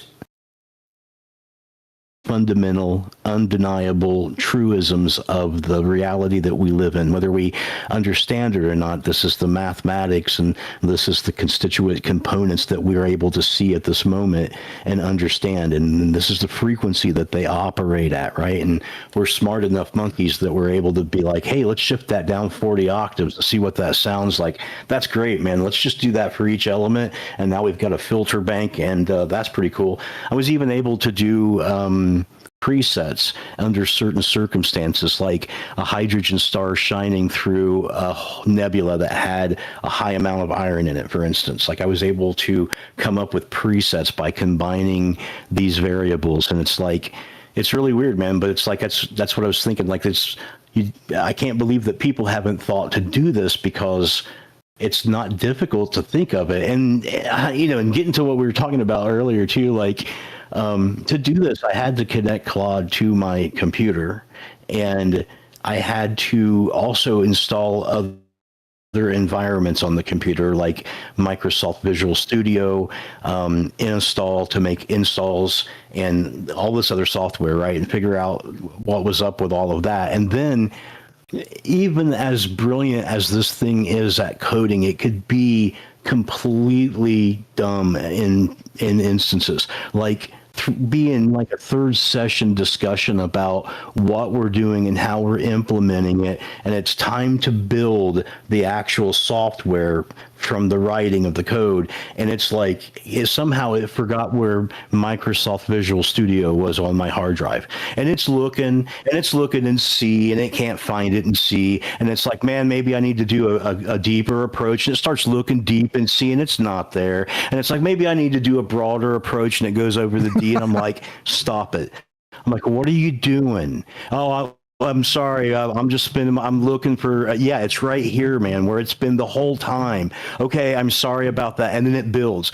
Like, it will be in the middle of something and it will just completely forget where stuff is on my hard drive, or it will try to install in the generic VST folder, which is normally on C. And it's like, look, man, I've told you 1,000 times I don't want anything on C. All right, boss, that's right, nothing on C. I got you. And then like it will do it, but sometimes it just burns like my credits and my tokens, just like looking around, and like it's like an employee you got to keep after, right? And it's very Star Trek too. It's like you have to know what you're asking for. And unfortunately, I understand music and history and these things, right? And I'm asking for these things and it knows what's up. So it's quick at translating that into a code that we can use. And we discuss back and forth. Hey, should this word be here? Should this word be in Greek? You know, all of these things, man. And we go through these iterations. Phases. Yeah, it's very Star Trek. I'm sure you thought of this, create a project, and then in the project you put all the files you wanted. It stays on track better. Anyway, we're talking, I'm calling this before the written word, frequencies from the dawn of time. We're here with Eric Smith of Hammersmith Music, and we're taking your calls. What do you know about archaeoacoustics? What do you know about the ancient mathematical aspect of sound itself? That's what's on our mind tonight. Be right back. More Troubled Minds coming up. We got looks like Jen on the line. We got more from Eric and possibly James as well. Be right back. More Troubled Minds on the way. Do not go anywhere.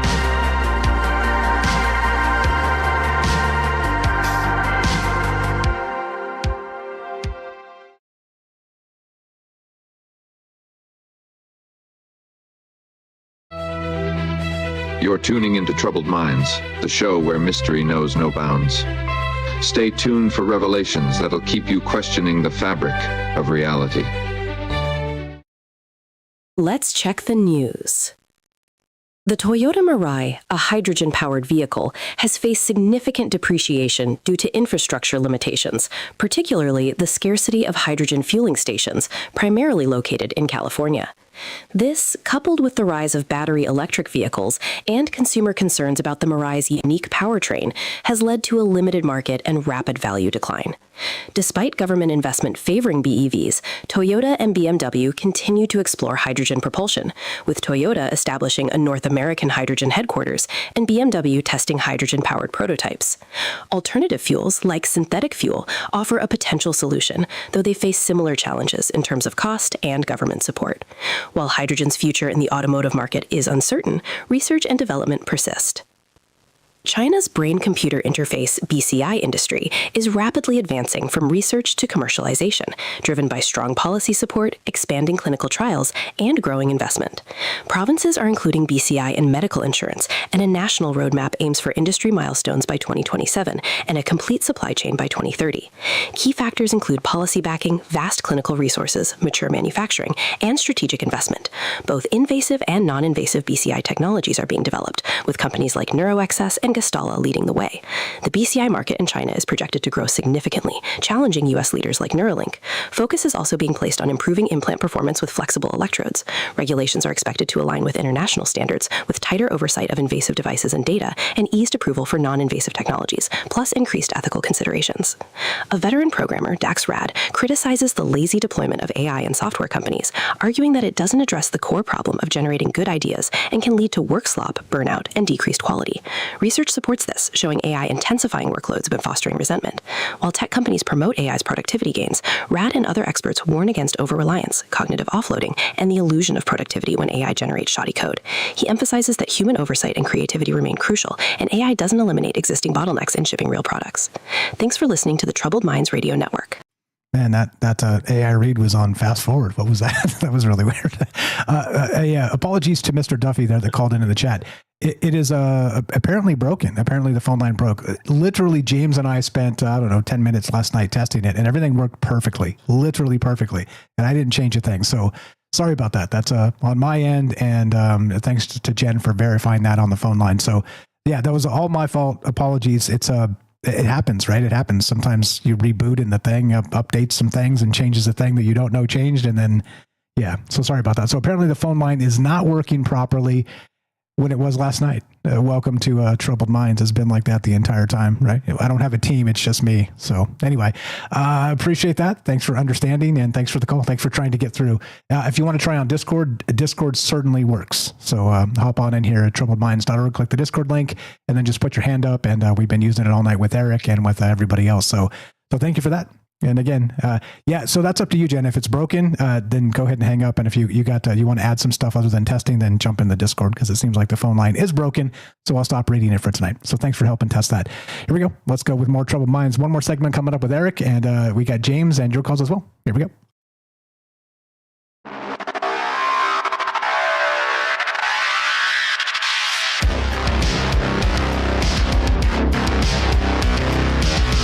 Welcome back to Troubled Minds. I'm your host, Michael Strange. We're streaming on YouTube, Rumble, X, Twitch, and Kick. We're broadcasting live on the Troubled Minds Radio Network. That's KUAP Digital Broadcasting. And, of course, 88.4 FM, Auckland, New Zealand. Tonight, we're here with Eric Smith talking, frequencies from the dawn of time, I'm calling this, and the golden ratio, and prime numbers, and mathematical aspects of what music actually is. Except not the modern way, the ancient way, and bringing those ideas together in a single conversation.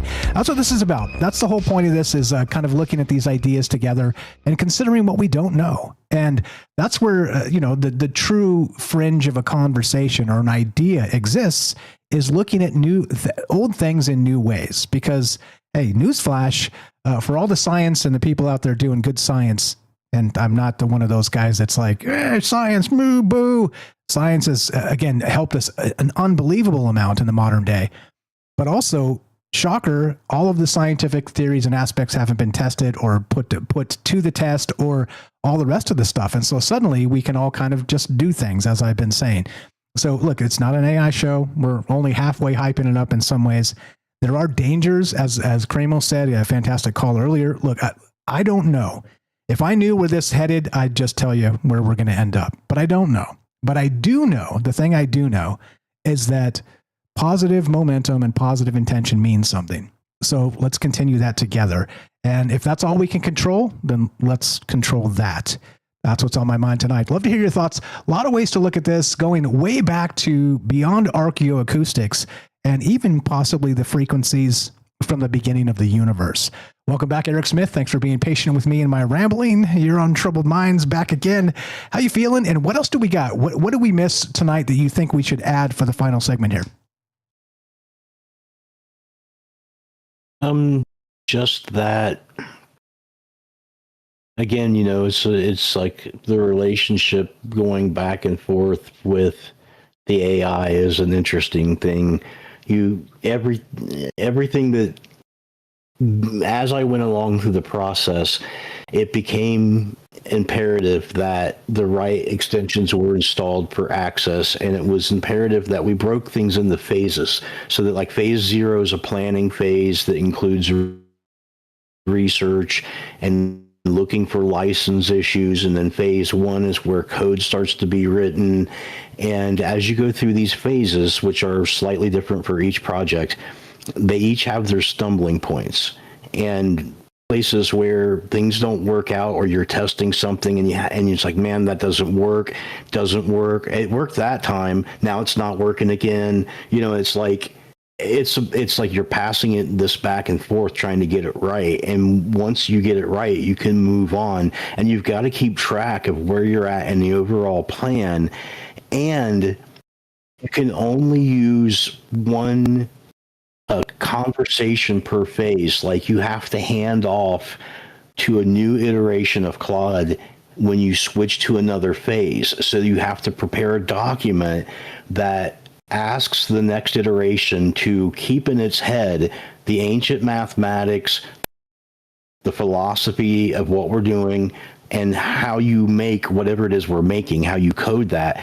And there's a lot of times that overflows its buffer, and it completely will, in the middle of coding, just stop and shut down because it can't keep all of that in its head at once. And you have to kind of restart it and show it screenshots and be like, this is what you were doing. And then it has to look and, okay, yeah, I see where I was at. And then you got to kind of guide it along, or it will just completely come to a halt. So So it's like you can't just set it up and hit a button and walk away. You have to watch what it's doing. You have to make sure it's not going somewhere dumb on your drive, like lost and wandering around. You have to make sure it's implementing the plan that we started and that we're following a regimented pattern, and that you know what you're asking for, or it's just going to be a dismal mess. Yeah, agreed. Context windows are a thing, and you got to kind of pay attention to that. It's really weird. You're talking to you're locked in, you're talking to Claude, and he's like just slaying stuff, and then suddenly he's like, well, what do you mean? And you're like, no, what do you mean? Like we were just slaying it, and now you just got lost. It's absolutely wild. So the caller that couldn't get through. So here's he says, I was going to ask him about the Hertz frequency and if his work had anything to do with frequency in the music and what the frequency of his music is, and if it's programmed or not. So did you get that question? I can read it again. Sorry, I read that poorly. No. I got that. I think I got that. So basically, there's a couple of different frequencies depending on what we're talking about. Like if we're talking about ancient sites, those have specific frequencies that fall within a range of 111 hertz to 125 hertz. So there's this narrow frequency range, and this has been recorded through the Great Pyramid King's Chamber, the Hypergeum, Stonehenge, Chavan de Hattar, and Newgrange, right? They found these frequencies that resonate. So that's what this is attempting to do. And if you use it, then yeah, it's going to generate those frequencies. And have I been doing that since I've made these plugins? Yeah. Before I made these plugins, no, not so much. Before I made these particular VSTs, I was using store-bought VSTs from companies that are huge companies in Germany and France, and I was using their VSTs, and spending a lot of money on it. And I had like over 100 that I'm using all the time, and none of them did any of this. So no, I couldn't do it before, and that was part of why I wanted to do it. I'm like, why should I be confined? I can only be confined by what these companies dictate and want, as long as I don't have the power to change that. This gave me the power to change that, and it was the first thing I changed. Amen. And let's keep changing things. Let's keep building things that don't exist yet. That's the whole point of not just this conversation, but the larger conversation of the AI space. And look, I get it. I get the risks. I also get that we're on the fence here. We're sort of on the precipice of what could be that Star Trek future. So don't give up hope, guys. I mean, one of the things we have left in a wide and wicked world is hope. So just remember that all those things may not come to pass as the doomsayers predict. Let's test the phone line real quick again. If it's broken, we got 2 calls on here. Not sure why. I think this one's Jen. I'm not sure if she hung up. Jen, are you there? Test 1, 2. Nope. Okay. It just died. The entire thing died. Okay. Let's go to the other call. You're on Troubled Minds. What's your first name? Where are you calling from? If it's broken, sorry about that. We'll go to James. Are you there? Test 1, 2. Nothing. Okay. Yeah. I think, okay. The phone line is broken. We'll call it broken. Oh, actually, hold on. It logged me out. Logging back in. Hold on. Give it 1 second here. 1 second. Test 1, 2. Connecting. This is something I coded myself, so you got to give me some leeway here. You're on Troubled Minds. Are you there? Test 1, 2. Yeah, nothing. Phone is broken. Thank you guys for testing it. Sorry about that. I will go back to the drawing board. I promise you. We tested this last night and everything was working. Matter of fact, let's go to James, who was there proving that everything was working last night. James, thanks for being patient, brother. You're on Troubled Minds with Mike and Eric. What do you got for us tonight? And please back me up that everything was working last night, about 24 hours ago right now. Yeah, it was literally almost 20 minutes from now or so. 30 minutes yesterday. Well, anyway, time is weird. But no, it did work. I heard Mike through the phone, not just through Discord. So, yeah, and technology is weird. I said in the chat, and this is so true, every show has technical difficulties. I do not care what show it is. Period. It happens. It happens. All good. I just wanted you to back me up because we literally tested everything, stress tested everything, whatever, blah, blah, yada, yada. It's in the rear view at this point. We'll fix it tomorrow.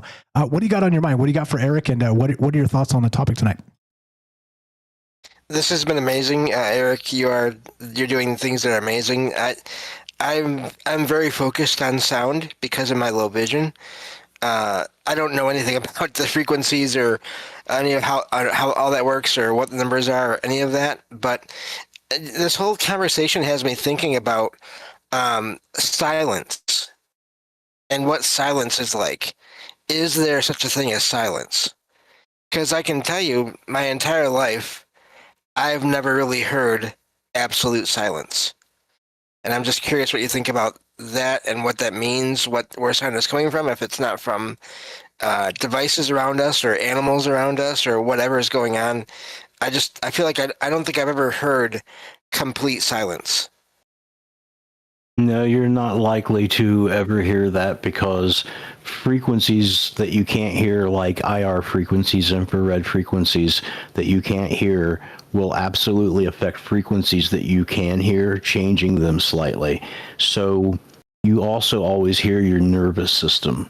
They have built anabolic chambers, which are chambers that absorb all sound, and you can get in these chambers or even depth perception tanks that are filled with salt water and that sort of thing, and you can and you hear, what you hear is the resonant frequency of your own nervous system, whatever that's tuned to.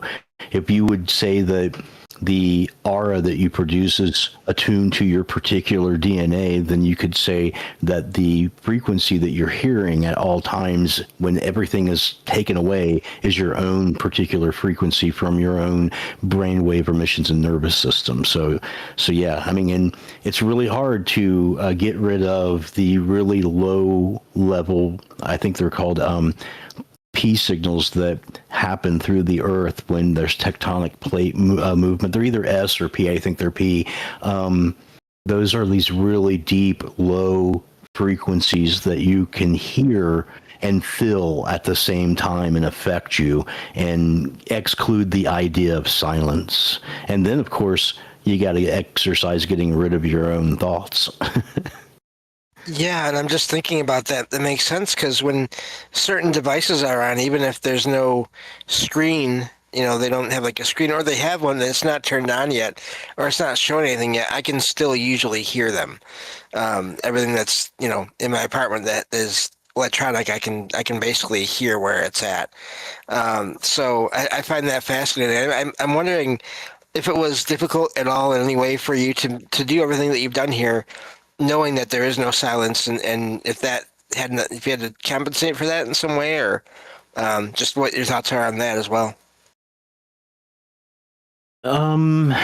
It's more like I think I feel like I was compelled to do this because these are things that my mind has been troubled about for a long time, and I've wanted to be able to incorporate and experience and experiment with. So I was very driven to do it. And in fact, I'm still very much there completing this last VST because I've almost completely stopped writing music unless it's in the capacity of making a demonstration of some of the VST's qualities that I've done and testing it out. But I think that we talked about music being developed in the Neolithic period when they were carving flutes out of woolly mammoth tusks, and it was sometime after that we started building structures like Stonehenge and Göbekli Tepe that affected the things that the music that we were making. It was the acoustic reverberations and refractions of sound in these places that really accumulated with things like the Hypergeum and Greek theaters and stuff like that, where acoustics were amplified in certain ways, and ritual demonstrations occurred musically and probably with chemicals as well in a lot of these ritualistic spaces. So if those things existed in a world that had the same amount of sound, background noise that is at least out in nature today, not like in a big city or anything, then I think that it would, that these plugins will still produce that same effect if you got a good pair of headphones with a good pair of magnets, or you're using some good speakers or something, and you're in that stereo field. I think you'll still get that ritualistic effect. At least that's what I'm shooting for. Yeah, and that's fascinating. I do think that, so much of what is considered anomalous out there does involve sound. When people hear voices, or even some people just hear just a sound, just like they'll think of it as a hum or a noise. And sometimes it's a positive thing, other times it's a negative thing. So all this does connect to everything. And I think that was all I had. So thank you for doing the show and taking my questions. Thank you. You're the best. Appreciate you very much, James. Thanks for helping me test the thing, even though it broke today. I don't know. Maybe we'll test tomorrow if you got some time. I appreciate you very much. Have a great night, my man. Sounds good. Thanks a lot. No problem. You know me, love him. Salcido Paranormal. SALSIDO Paranormal.com. Go check out the website. He's the paranormal expert of Troubled Minds, a dear friend, the glue of the show, and pops in to help me if nobody's here. Is very brief, as you can tell. If we got action and there's a guest and stuff. He's just James is amazing. If you're not following James, you're hurting my feelings at this point. Please go follow his podcast. Go listen to the things he's doing, and he's doing a collaborative with Ricky on Sunday nights as well. And I'm not sure. I tried to tune in tonight, by the way, with Jen and Ricky and James over on Anything Is Possible Beyond the Possible. And those links were broken, by the way. I should have said something earlier, but I tried to listen and it wasn't working. But anyway, appreciate you very much, James. Thanks so much. TroubledMinds.org/friends. Help the people here. That's the point. Is let's build a larger community of, look, maybe you can barely tolerate me. Cool, fine. Stay for the amazing people, because there's a lot of really great people that make this show go. So yeah, Ricky was having issues. Okay, I see that, James. Cool. Yeah, because I tried to listen, but I couldn't. I was putting the show together, but. Anyway, okay, so Eric, a question for you then. Going through all this stuff, and I was thinking about this, and I did bring it up earlier, that sort of Monroe Institute bit. Do you think that there's maybe like a technological end to this audio space, where maybe like are you going to start testing binaural stuff? Are you going to maybe create plugins that'll allow you to literally just go to the astral? I mean, what is the end of this in your mind? And do you think that is possible, where suddenly one day happens, which might be next week or something, somebody builds a technological VST for a DAW that, boom, you're binaural and you're out of body? You think this is possible? You think this is coming and it can be scientifically verified? Or you think that's a reach? Well, by next week, I'll either be a missing person or a vegetable, I guess. Let's hope that's not the case, because we love having you here. Either I'll phase out of existence or I'll destroy my brain. No, I don't know, man. No, this has been like a cathartic release, man, for me. I mean, that's what it's been like. And maybe that's the worst kind of villain that you can be in this situation. I don't know. Maybe I'm totally consumed with my cathartic release of building these things and expressing these ideas. And maybe that is, to an extent, giving over to the overlord. I don't know. Or perhaps it's just a tool that I've used to do something that I couldn't do before, like any tool you use to do something you can't do without that tool. I don't know, man, but I'm probably going to complete that 5th VST, and after that, I feel like I should stop doing it for a while, because it certainly is addictive, and it's something that I don't want to spend all of my time doing. And I don't, for me, this has been much like a big puzzle. Like, hey, what do I have to have on my system? What do I got to do? What do I got to know? How can I have, I'm really hard on it, man. I'm like, keep this philosophy in your head, keep this math in your head, and now code this out, and I'm just like a terrible taskmaster. But in the end, there's these results, and it's very addictive. And so I think for a while, I'm just going to chill and enjoy the thing that I created and write some music with it, see what other people think. It's not something I think about putting out. I would give it to anyone, but the thing is, it's such an uncertain thing, right? It's only been tested on my system, my operating system. It's only been tested on Reaper and Machina. There's a dozen other kinds of dolls out there. I can't guarantee anything. I can't explain to anybody why something would go right or go wrong in the code base because I know very little about that. I can talk all night, obviously, about the concept behind the project, but it's not something I can make any guarantees about. And I think there's even some laws that say that you can't actually trademark anything that's made or coded with an AI. There was some concern about that. So, and who if I say, hey, yeah, here's an install package, just install this on your computer, go ahead, you can trust me. It's like, first of all, can you trust me? Second of all, if you do, can you trust my coding still won't screw up your system? I don't know. I can't make that guarantee. So I don't know. It's like I've just given it to my friends and they've even been suspicious, right? But ultimately it worked and things are fine. But the main thing is that the important thing, I think, is that this math permeates the human condition and the human experience, and this is what scientists mean when they say when you start really looking into the physics and the superstring theories and things like that you can find evidence for coding. They're talking about this because things are so relegated and so obviously spaced out in very particular ways that it's super crazy to think that this wasn't constructed in some way.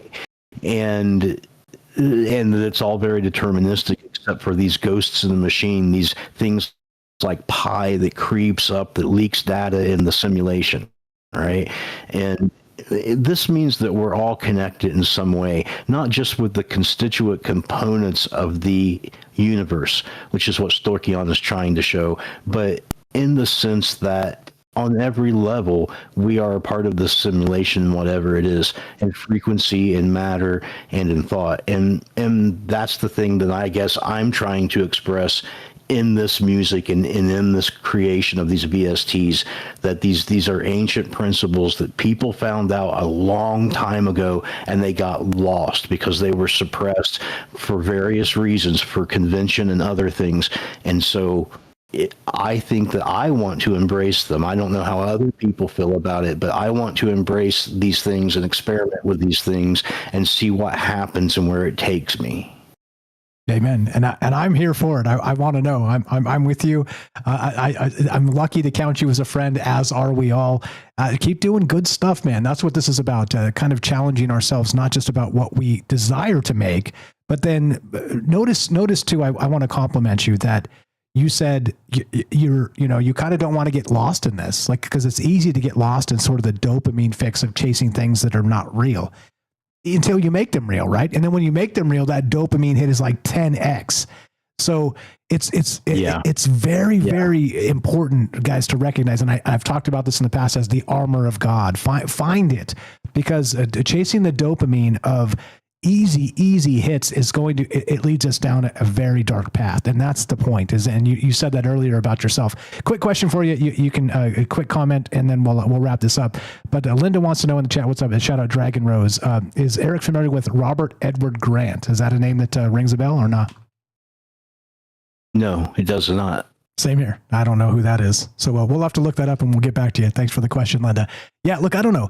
You know me. Look, the whole point, Eric knows me, like we've talked a lot, and not just online on the show here, but sort of offline in personal conversations. Like, we're on the same page a lot, and that's good. But the point is, with these conversations, is to talk to each other. Okay. Remember, regardless of the AI and all of the acceleration and all the things we always do talk about, this is a human space. This is about imperfection. This is about us dreaming. This is about us growing. This is about us building together. Okay, so don't forget that. That's what Troubled Minds has always been. That's what Troubled Minds will always be. You will not show up one night and find an AI Michael Strange. I'm a human. I'll be here until I can't be here anymore, and that's that. Final thought, my friend. Got a minute or couple 2.5 left. If you got anything to add regarding anything we talked about tonight, thanks again for being here.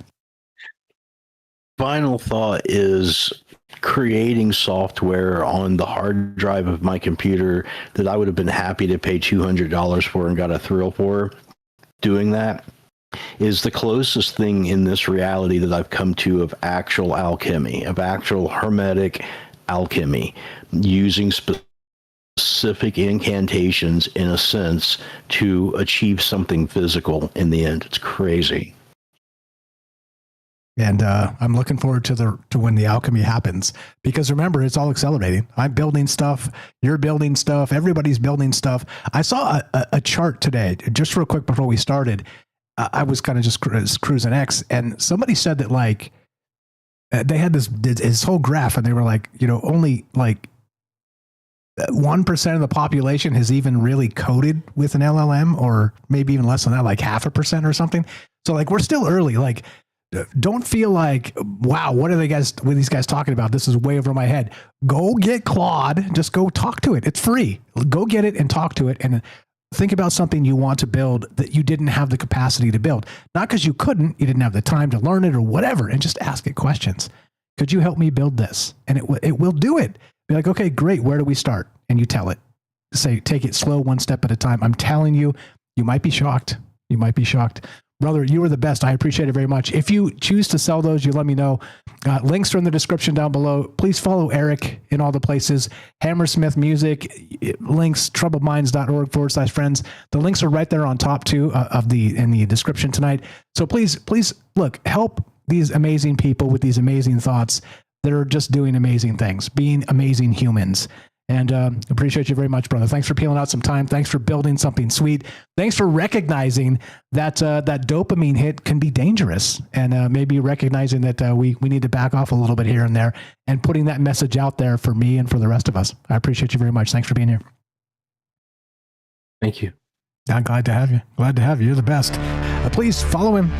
All the places, all the things, troubledminds.org/friends, right there on top. Hammersmith Music. Go check his stuff out. If he does release these, you'll be the first to know. We'll drop it in the Discord. So if you haven't joined the Discord yet, shameless Discord plug, troubledminds.org. Join the Discord. Many of you have. Thanks for hanging out. Thanks for being part of this. Answers few, questions many. That's exactly the point. That's why I do this. That's why I show up and talk about these ideas. That's why it's attracted such smart friends. What does that mean? You tell me. What does that mean? I don't know, because the answers are few. Appreciate you very much, brother. That's it. It's over. We shorten the shows because I find myself rambling into a third hour. So that's that.